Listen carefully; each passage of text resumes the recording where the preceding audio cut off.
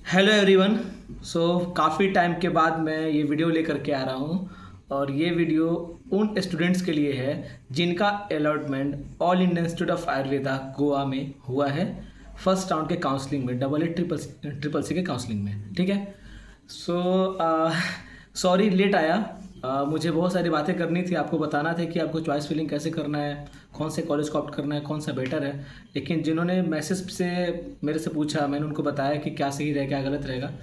देखो, हर एक कॉलेज है, कुछ ड्रॉबैक है, कुछ एडवांटेज है, कुछ डिसएडवांटेज है। अगर पुराना वीडियो आपने देखा होगा तो आपको ये पता चला होगा कि हॉस्टल है, मेस फैसिलिटी सारा मिल जाएगा। लेकिन अभी जो हमारे कॉलेज में है वो आपको हॉस्टल नहीं मिलने वाला है। रैदर देन अगर बात किया जाए तो फैसिलिटी तो बहुत अच्छी है कॉलेज में। मॉडर्नाइजेशन है, सारी टूल्स, बहुत सारे वाईफाई, पूरा कैंपस है, ग्रीन कैंपस है, प्लस स्मार्ट कॉलेज है पूरी तरह से। फैसिलिटी बहुत अच्छी खासी है, सेंट्रलाइज्ड एसी है। प्रीवियस वीडियो में आपको बहुत सारे लोगों ने बताया होगा कि क्या है क्या नहीं है। देखो, लेकिन मैं फिर भी आपसे बोलना चाहूँगा कि मैं यहाँ सबसे ज़्यादा सीनियर हूँ इस कॉलेज में, जिसका वीडियो आप लोग देखते हो या कभी ना कभी देखा होगा या देखोगे। ड्रॉबैक है, एडवांटेज है हर एक कॉलेज की तरह यहाँ भी। ठीक है। एक तो अगर आप नॉर्थ साइड से आ रहे हो तो आपके लिए दूर पड़ेगा। तो और भी बहुत सारी बातें हैं जिसको ओपनली बोल नहीं सकते, तो उसके लिए आपको मेरे से कांटेक्ट करना पड़ेगा। इंस्टाग्राम के थ्रू करो, उसके बाद मैं अपने कांटेक्ट नंबर दे दूंगा, आप वहाँ से मेरे से बात कर लो। और पढ़ाई के लिए तो बहुत अच्छा कॉलेज है, मैंने बार बार बोला है कि all Indian institute of Ayurveda में फैकल्टी फैसिलिटी बहुत अच्छी है। थोड़ा आपको यहाँ पे वो स्कूल जैसा फील होगा कि 9 to 5 वाला जो क्लास चल रहा है पूरा स्कूल के जैसे है। लेकिन उसके अलावा भी बहुत सारी चीज़ें इंपॉर्टेंट होती है, जैसे कि ट्रांसपोर्ट कैसा है, फूडिंग कैसा है। अब इस बार से आपको हॉस्टल नहीं मिलेगा तो आप बाहर रहोगे, तो बाहर में रहोगे तो कितना दूर पे आपको हॉस्टल मिलेगा, नहीं मिलेगा। तो ये सारी बातें शायद आपको दूसरे लोग नहीं बता पाएंगे, क्योंकि मेनली सभी लोग हॉस्टल में रहते हैं। मैं हॉस्टल में नहीं रहता, मैं बाहर रहता हूँ। आपको ओपनली बता रहा हूँ ये सारी बातें, मैं खुद बाहर रहता हूँ। गोवा में रहने पर बाहर में क्या स्ट्रगल है नहीं है वो मुझे अच्छे तरीके से पता है। ये जो पीछे में आप बैकग्राउंड देख रहे हैं मेरे फ्लैट का है। तो आप आओगे, आपको रूम चाहिए, आपको ट्रांसपोर्ट का नहीं पता है, ट्रांसपोर्ट में क्या इशू आएगा।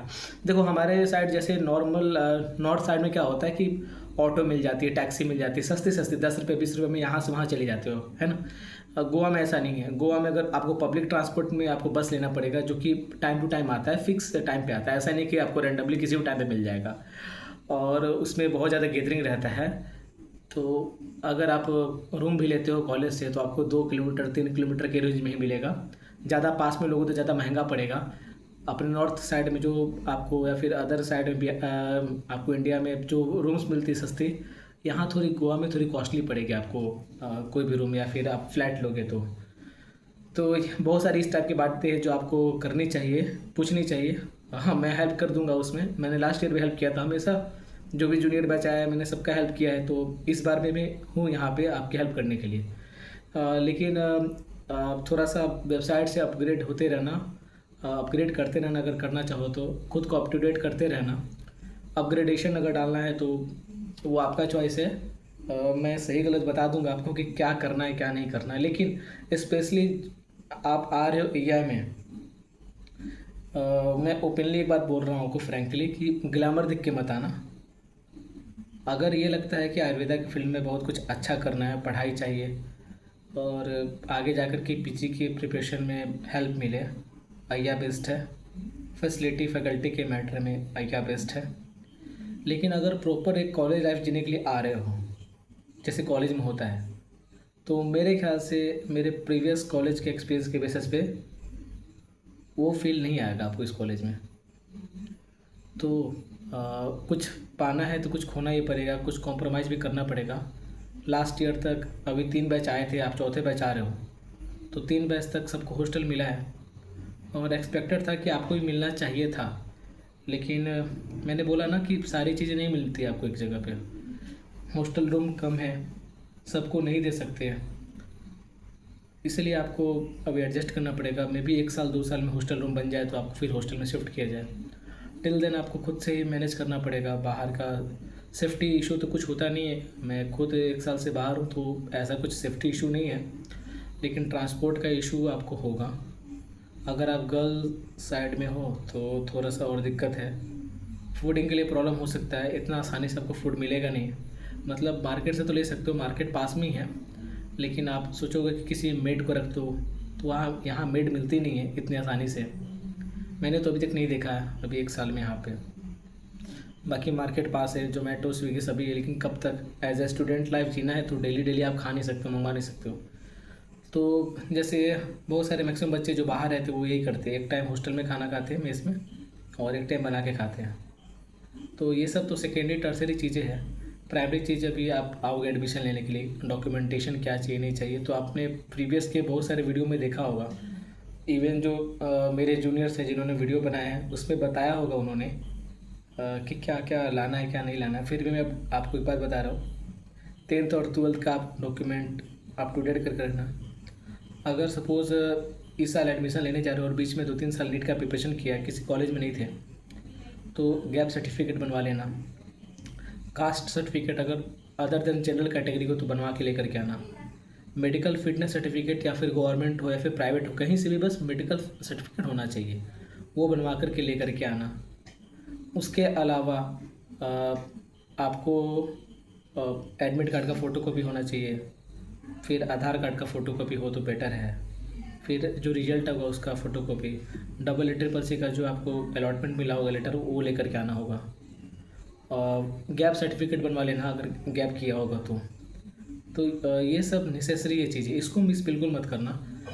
पेमेंट का बात करोगे तो डीडी बनवाया जाता है, लास्ट ईयर तक डीडी बनता था, डिमांड ड्राफ्ट कॉलेज के नाम पे। सो शायद मेरे ख्याल से पेमेंट 55,400 रुपीज़ था कॉलेज का, और हॉस्टल का 42,000 था।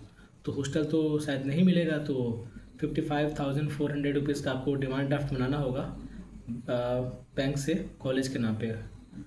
और उसके अलावा ये काम होने के बाद आपको एक और काम करना है कि आपको बॉन्ड बनाना है कॉलेज के नाम पे। नोटरी से बन जाएगा, जो भी अमाउंट होगा 5 लाख का शायद अमाउंट है, तो उसके लिए बॉन्ड डिसकंटिन्यू करोगे तो आपका बॉन्ड भरना पड़ेगा, आपका लॉस होगा। तो अगर डिसकंटिन्यू नहीं करना है, कंप्लीटली यहाँ पे सेटल ही होने आ रहे हो एक तरह से आयुर्वेदिक फील्ड में कुछ करने के लिए, तो तभी अच्छे से ऑप्ट करना। बाकी अपग्रेडेशन का ऑप्शन आपको मिलेगा। अब मैं ज़्यादा आपको ओपनली बता पाऊँगा, आप मुझे मैसेज करो। मैं इंस्टाग्राम आईडी अपना डिस्क्रिप्शन में दे दूँगा, इंस्टाग्राम पे आ जाओ, वहाँ से मैं कॉन्टैक्ट नंबर दे दूँगा, मेरे से बात कर लो। देखो जितने लोग का वीडियो भी मिल लिया आपको, उसमें से सभी लोग हॉस्टल में रहते हैं। मैं भी कुछ टाइम हॉस्टल में रह चुका हूँ, उसके बाद बाहर आ गया था, कुछ अपना पर्सनल इशू था, तो उनको बाहर का एक्सपीरियंस है नहीं किसी को भी, तो सभी हॉस्टल में रहते हैं, और बाहर में क्या स्ट्रगल है क्या नहीं है मुझे पता है। तो आपके पास अपना पर्सनल व्हीकल है, स्कूटी है, बाइक है तो ठीक है, मेरे पास है तो थोड़ा बहुत मैनेज हो जाता है, लेकिन जब मेरे पास में नहीं था तो मुझे डिफ़िकल्टी थी उस समय। तो इस बारे में मैं ज़्यादा आपका हेल्प कर पाऊँगा, एक्सपीरियंस है मेरे पास इसलिए। और बाकी कोई भी हेल्प होगा तो मैं करूँगा ज़रूर उसके लिए, क्योंकि जब आप एडमिशन के लिए आओगे तो आपको एकोमोडेशन चाहिए होगा, होटल रूम का पैसा कितना लगता है। मेनली यहाँ पे आपको 1200 से स्टार्टिंग होता है होटल रूम, और 1500 रुपये लगता है 24 आवर्स के लिए। सो 1200 और 1500 ये रेट होता है इधर का। यहाँ का near railway station Thivim railway station है, और एक पेडनेम रेलवे स्टेशन है, लेकिन मैक्सिमम जो ट्रेन आती है आपको थिविम रुकती है।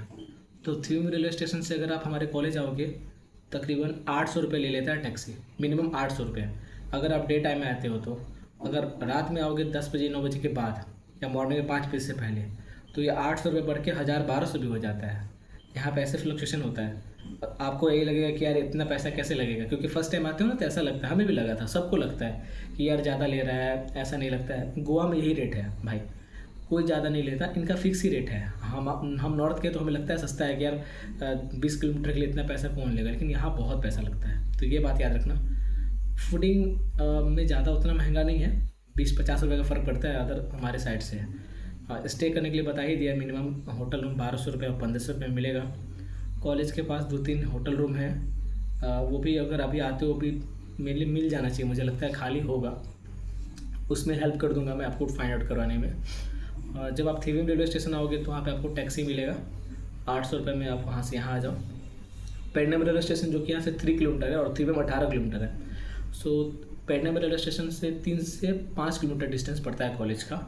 और वहाँ से बाइक टैक्सी लेकर के आ जाओ, 100-200 में पहुँचा देता है। 150 शायद है, मेरे टाइम 100 रुपीज़ था, तो 150 वहाँ पर लगेगा, फिर 200 में पहुँचा देगा आपको। और बाकी अगर टैक्सी लेके आते हो तो 300-400 में पहुँचा देगा।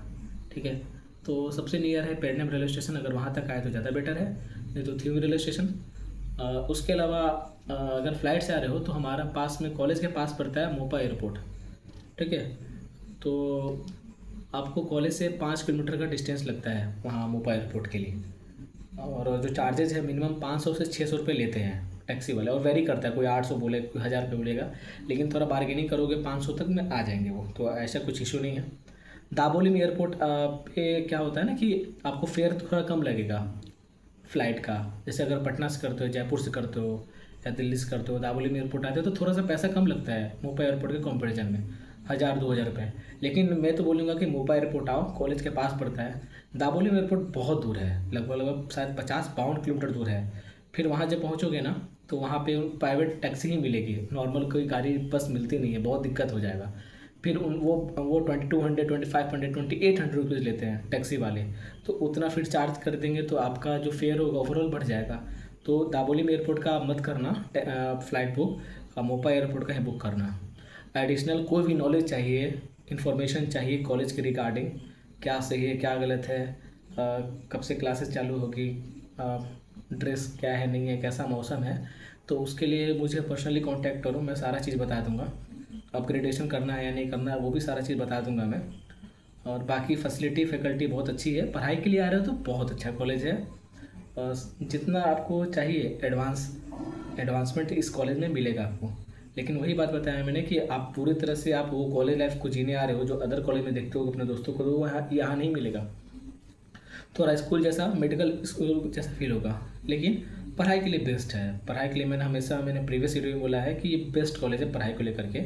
थोड़ा स्ट्रिक्टनेस है, लेकिन वो स्ट्रिक्टनेस आपके फ़ायदे के लिए ही है। लेकिन देखो कॉलेज के लिए प्रॉपर कॉलेज वाला वो फीलिंग लेने बताना, जो होता है ना कि बंक मार दिया, मास बंक कर दिया, कुछ भी कर रहे हो कोई फ़र्क नहीं पड़ता है, तो इस कॉलेज में वो भूल के नहीं होने वाला है, ना आज तक हुआ ना आगे होगा। टीचर सपोर्टिव है, आपको आते ही सबको मेंटोर मिलते हैं, मेंटोर मेंटी का सिस्टम है तो मिल जाएगा। और सीनियर जूनियर का ऐसा कुछ है नहीं, यहाँ पे रैगिंग का कुछ चांस ही नहीं है, 0 टॉलरेंस है अगेंस्ट रैगिंग। और कुछ भी यहाँ पे लफड़ा वाला बात नहीं है। अभी तक इतने टाइम में कुछ भी ऐसा हुआ नहीं है, रिपोर्ट आया नहीं है इस कॉलेज में, जब से कॉलेज का फर्स्ट बैच आया है, यानी कि मेरा बैच आया है। तो इसके लिए बेफिक्र रहो। मेनली जिसका अलॉटमेंट हुआ है ना वो कमेंट करो और मुझे कांटेक्ट करो इंस्टाग्राम पे, वहाँ से मैं अपना नंबर देता हूँ, मेरे से बात करो, मैं सारा डिटेल क्लियर कर दूँगा, जो भी सही रहेगा मैं बता दूँगा एग्जैक्ट डिट्टो। और मैं ये बोलूँगा कि ग्लैमर देख के मत आओ, सही गलत का फैसला खुद करो, तुम्हारा लाइफ है। कोई भी जज क्या करेगा, कोई कुछ भी बोल देगा, तुम सुन कर के आ जाओगे, तुम्हें क्या पता है इस कॉलेज के बारे में, सारा चीज़। बाकी हर एक मेडिकल कॉलेज में मस्ती होती है, ऐसा कोई भी मेडिकल कॉलेज में नहीं है जहाँ पे एंजॉयमेंट नहीं होगा। लड़का लड़की पार्टी फेस्ट स्पोर्ट कल्चरल सारा चीज़ होता है, हर कॉलेज में होता है, ऐसा नहीं कि बस हमारे कॉलेज में होता है। ऑल इंडिया में शायद जितने कॉलेज होंगे मेरे ख्याल से तो सब में होता ही होता है। तो बस ऐसा नहीं है कि ऑल या गोवा में ही ऐसा होता है, हर जगह आपको मिलेगा। तो उसको साइड करके तब अपने फोकस को रखना कि हाँ क्या है क्या नहीं और सब चीज़। बाकी मैंने सब बता दिया, बाकी एडिशनल कोई भी इंफॉर्मेशन चाहिए तो मुझे कांटेक्ट करो। सो फिर मैं हेल्प करता हूँ। Thank you so much.